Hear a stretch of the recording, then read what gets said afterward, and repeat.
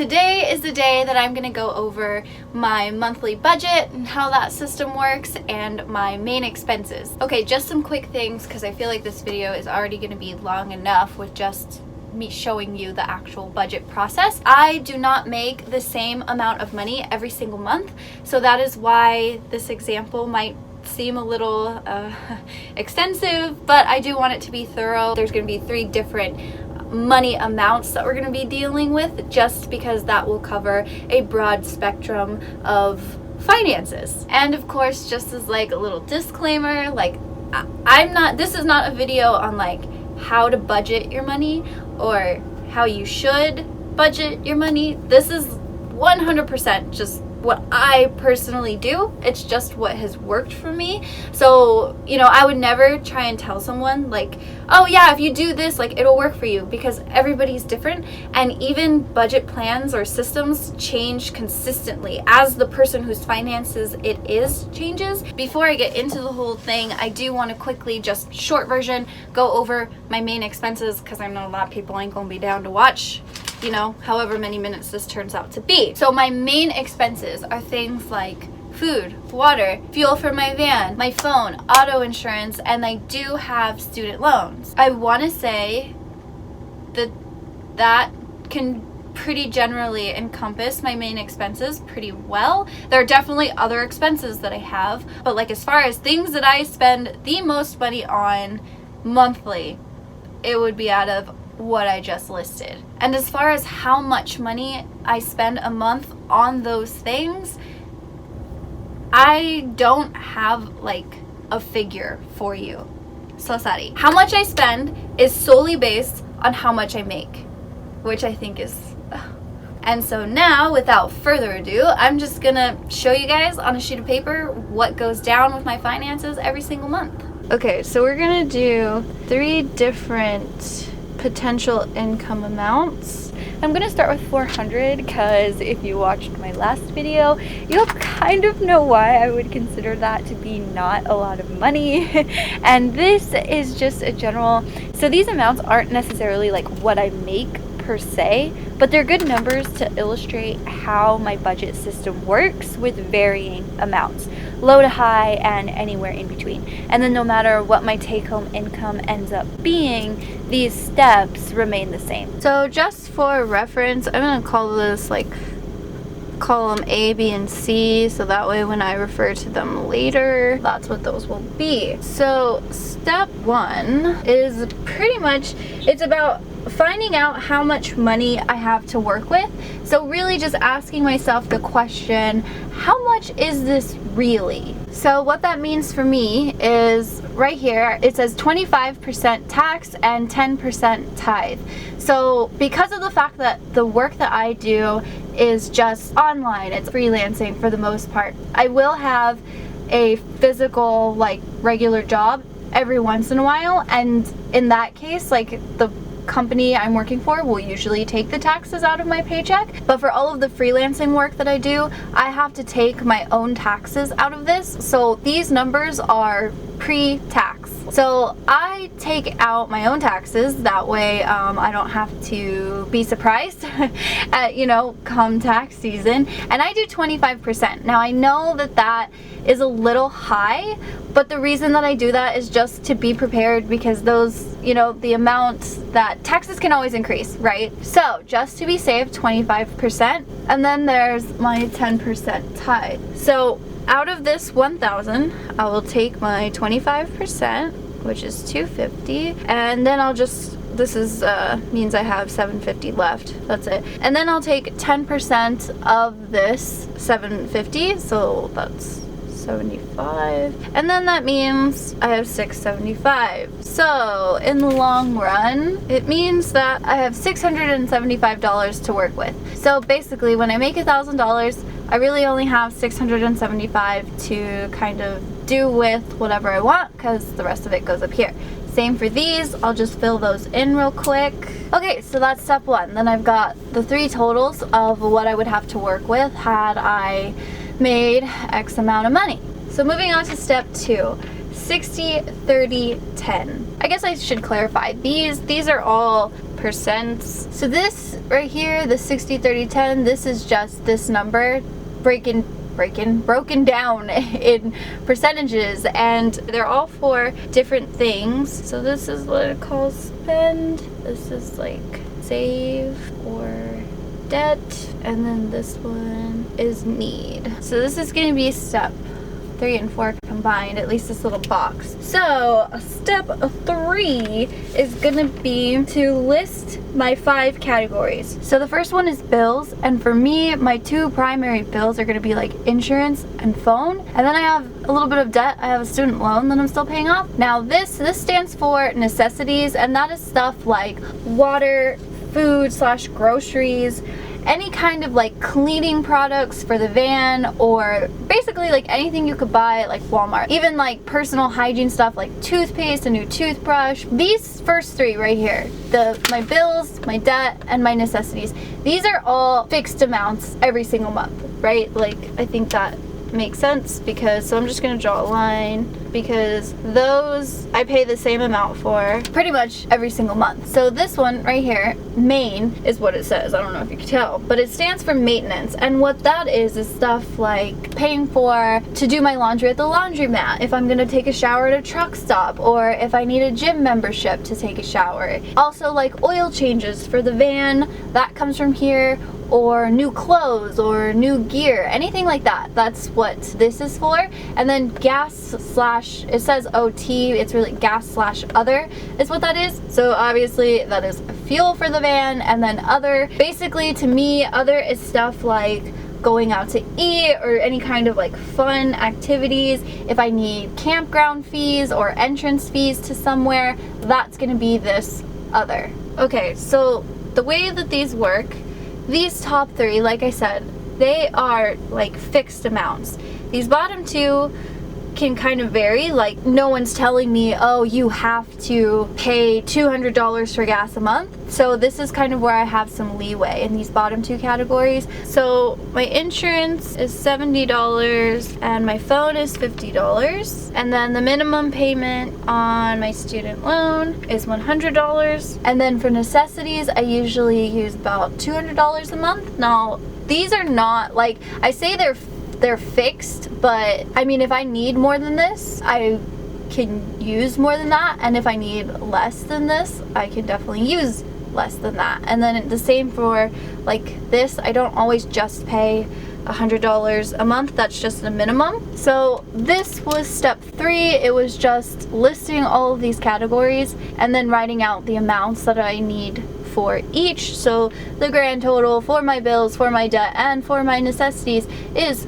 $420. Step 4 is 60%, and that is just dividing this 60% up here, which was 60% of this total, and just seeing how far it can go to take care of this stuff. So for example, we'll start with column B. The 60% is 405. And sorry, let me backtrack a little. That is why this category is called spend, because I tried to pay all of this with the spend 60%. Obviously, like in this case, it's not gonna work. Again, I'll cover that, but that is primarily what this is for this stuff right here. And so obviously you've got 405, so 120, you're good. Another 100, total 220, like that's fine. But 420, not quite enough. So it can go as far as the 220. I'm gonna subtract that, and that leaves me with 185. Okay, so that's as far as the 60% can get me here, because obviously I still have 200, that is more than 185, so I'm in the negative. So I'm just gonna fill all of that out for these 2 columns. All right, so in this case, there's plenty of money to pay for all of this. There's actually a little bit extra. So when that happens, that number would just get divided between these 2 categories. Now, it's not always even. It could be like any combination of the number, it doesn't really matter. In this case, because this is gas, and gas is, you know, one of my main expenses, I would probably do something like that, like throw 300 in here and 90 in here. And I'll explain this better in one of the upcoming steps, but just because I put 300 towards gas and other, that doesn't mean that I always spend that. It's kind of just throwing this in here. I guess now would be a good time to explain this. So like my necessities, my maintenance, and my gas/other.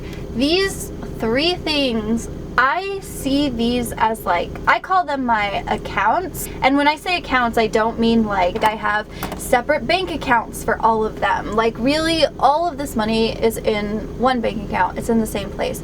However, on paper, like personally, I keep track of like how much, to me, they are all separate accounts. And I put money each month, if it's available, into each of these accounts. So that way, in certain cases, there's money to pull from or something like that. But I'll explain that in a second. I'm getting ahead of myself.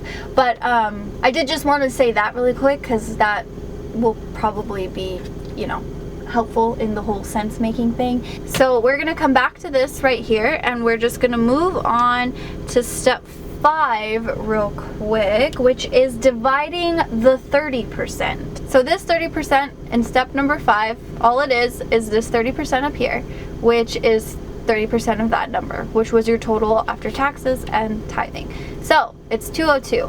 That is labeled as save or debt. So that's what this step is about. It's about savings. And then this I break down into the same scenario, 60, 30, and 10.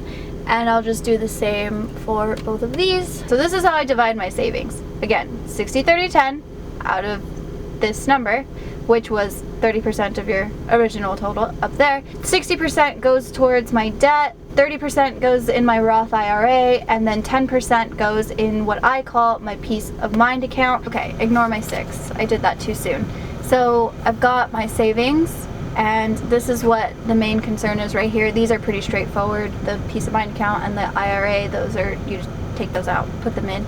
This debt thing, what the heck, what am I talking about? So this 100, which is part of the debt account, you take 122 and you add it to 100. So basically 222 is what I would end up paying on my student loans if I made that much money.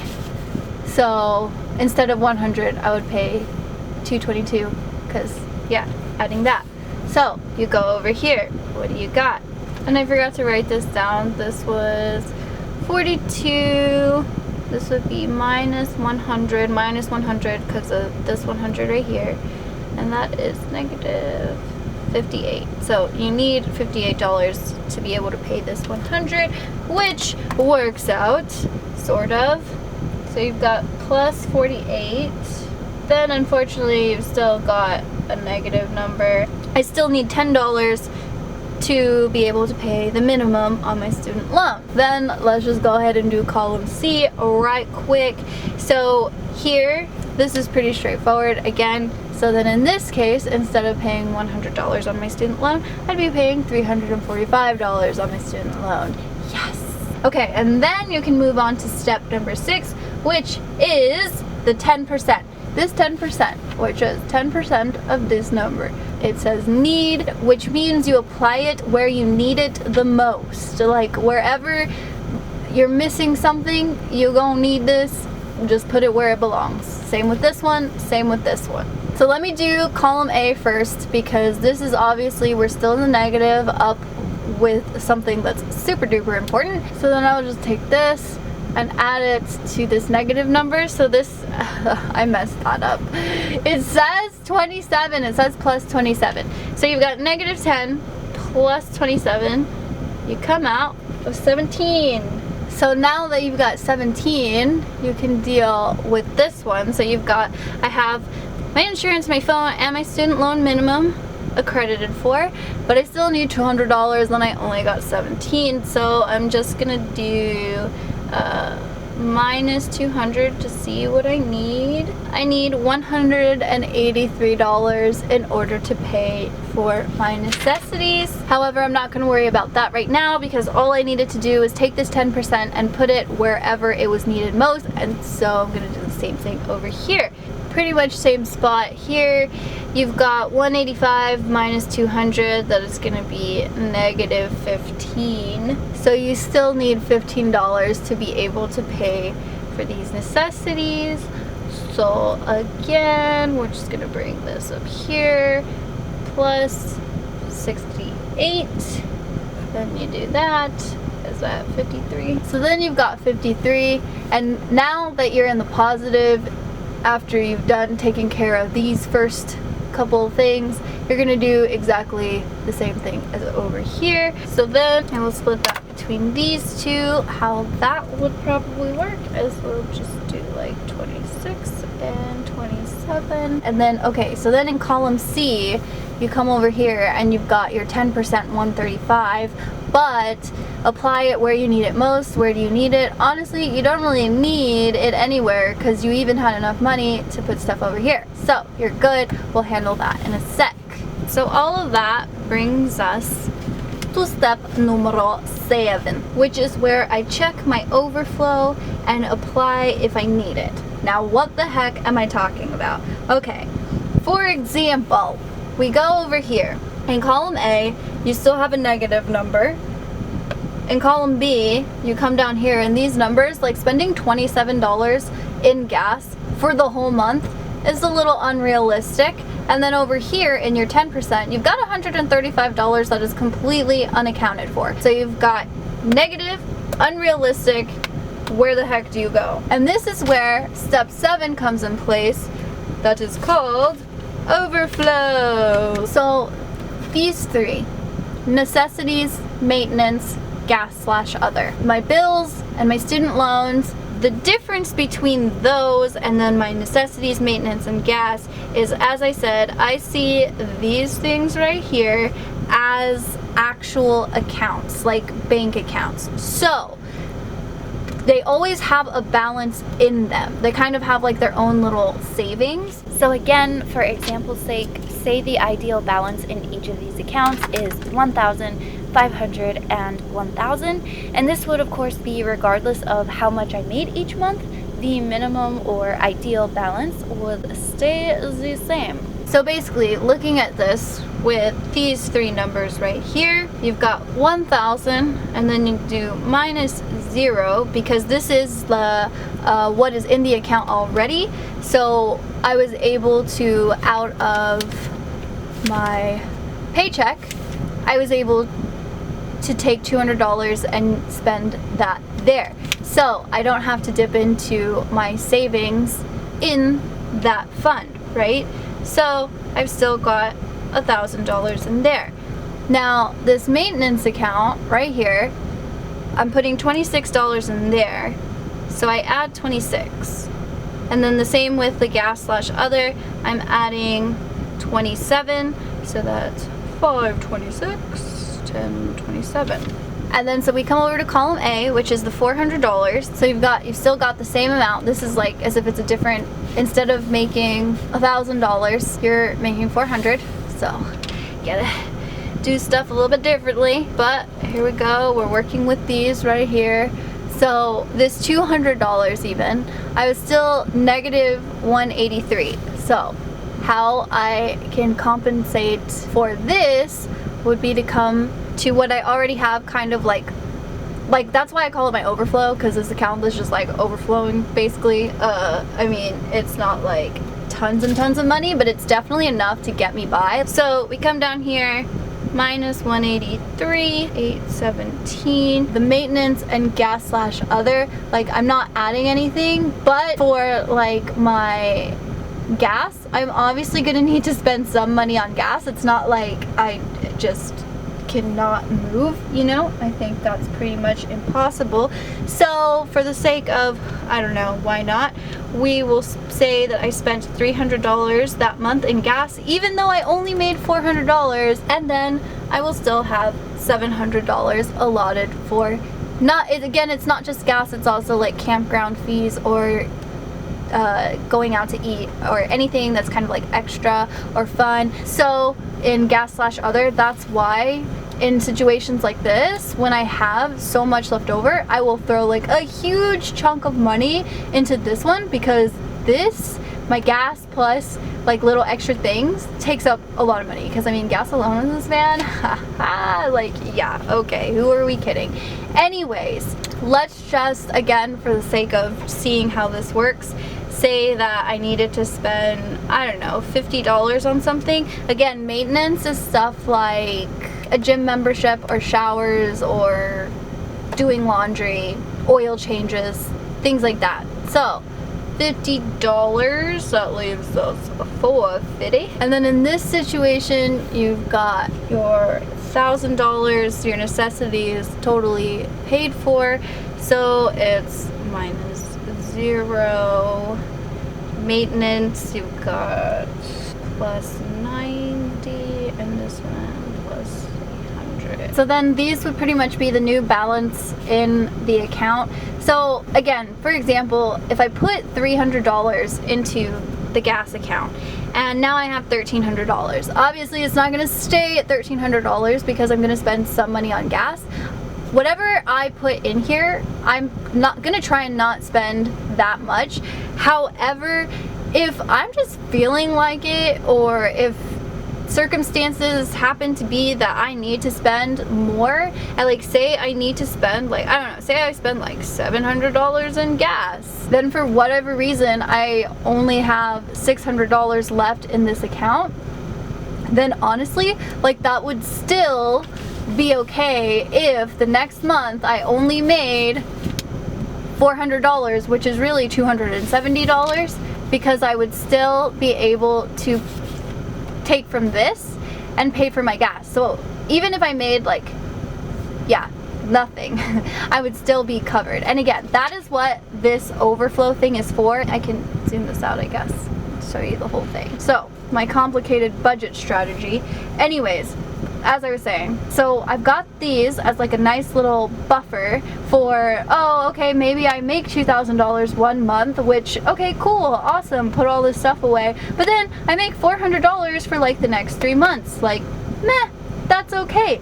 I don't have to freak out. I don't have to worry. But it is what makes me feel really comfortable, because I know that if I ever make like not a lot of money, then I have this cushion, and then on top of that, if I somehow just deplete all of that, then I still have my 1 month expenses savings. I still have my my peace of mind account. I've still got, you know, like, yeah, I'm good, I'm good. Anyway, so like I said, these definitely change like all the time. These numbers right here, again, these are just examples, but they definitely dip down and then just dip back up. And that's the thing, like if they do kind of like in this case, like turn into this right here, then in this area, as far as like instead of peace of mind account, I think I talked about this when I talked about the savings, I'm not sure, but I'll reiterate. I will take this and instead of putting it towards my peace of mind account, I'll just take whatever the 10% is, and then I'll fill one of these back up, or even put like $2 and $2, like whatever, you know what I'm saying, like whatever works. Oh, and then I almost forgot this $135 that so far I have done absolutely nothing with. Now, if you remember, this is from this 10% up here, which is like need, so it just goes wherever you need it the most. So then in this case, it could, if these are looking pretty lame, then I can take this and apply it to here however I want to divvy it up. I can take this and I can, you know, pay some more on my debt. If I barely made the 100, then I can use this to at a later date like backstash it, and that way when this stuff happens I can just throw it in there. Or I don't know, sometimes if I really want to go somewhere like super cool that's like really far, then I will just straight up throw this into the gas category, like down here or up there, same difference. I will just throw it in here, that way I have extra money to play with and it'll be just for fun. Or I'll throw it into my IRA, because that's always a good idea. Like, it literally, that is the beauty of this, is that this is a whole chunk of money that can go anywhere that I want it to go. So again, it's kind of just like a lot of it is planning ahead. And then too, I can't control this. It's just kind of like does its own thing, which is fine because I'm prepared. Okay, I hope that I explained that well enough, and hopefully not in too much excess, but I know that it can seem, you know, it's quite a process. But again, I find it fun, and it's just something that has really, really helped me get my finances together, which was, you know, obviously something I really needed to do. That's about it though for the money stuff. I mean, if you guys can think of any other questions, leave it in the comments and, you know, we'll see where that goes. But yeah, all right, cool. See you guys next time.